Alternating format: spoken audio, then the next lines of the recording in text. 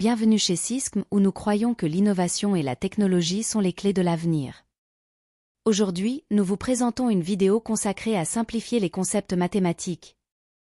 Nous allons explorer un éventail de sujets, du mouvement dans un plan 2D à l'usage des nombres négatifs.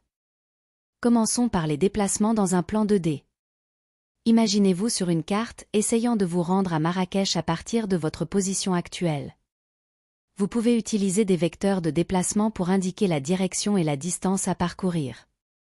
Par exemple, si Marrakech se trouve à 100 km à l'est, vous pouvez représenter ce déplacement par un vecteur de 100 km vers l'est. Maintenant, parlons du sens et de l'orientation. Lorsque vous rencontrez un animal sur votre chemin, vous devez déterminer s'il se trouve devant ou derrière vous. Cette notion d'orientation est cruciale dans les mathématiques, où les angles positifs et négatifs nous aident à déterminer la direction dans un système de coordonnées. Les rotations sont une autre notion importante. Pensez à une personne en train de prier, tournée vers la Mecque. Cette rotation lui permet de changer de direction tout en conservant le même sens. En mathématiques, nous utilisons les angles pour décrire ces rotations, ce qui nous permet de naviguer efficacement dans l'espace. Passons maintenant à la troisième dimension et au plan perpendiculaire. Imaginez-vous explorant un monde en 3 dimensions, où les objets ont une profondeur supplémentaire.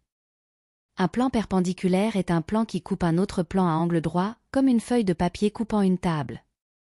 Cette notion nous permet de visualiser et de comprendre la géométrie dans l'espace tridimensionnel. Les nombres entiers et la somme sont des concepts simples mais puissants. Si une famille compte 4 membres et qu'elle adopte un chiot, combien de membres ont-ils maintenant au total? En additionnant les nombres entiers, nous obtenons la réponse, 5. Les vecteurs sont des outils polyvalents utilisés pour représenter à la fois la direction et la magnitude d'un déplacement. Imaginez-vous donnant des indications à quelqu'un pour se rendre à Marrakech. Vous pouvez utiliser un vecteur pour indiquer combien de pas faire dans quelle direction. Enfin, les nombres négatifs sont utilisés pour représenter les quantités en dessous d'un point de référence. Par exemple, si vous avancez de 3 pas puis reculez de 2 pas, votre déplacement net est d'un pas en avant. Voilà! Ces exemples illustrent comment les concepts mathématiques peuvent être appliqués dans des situations de la vie réelle. En les comprenant, vous serez mieux équipé pour naviguer dans le monde complexe qui nous entoure.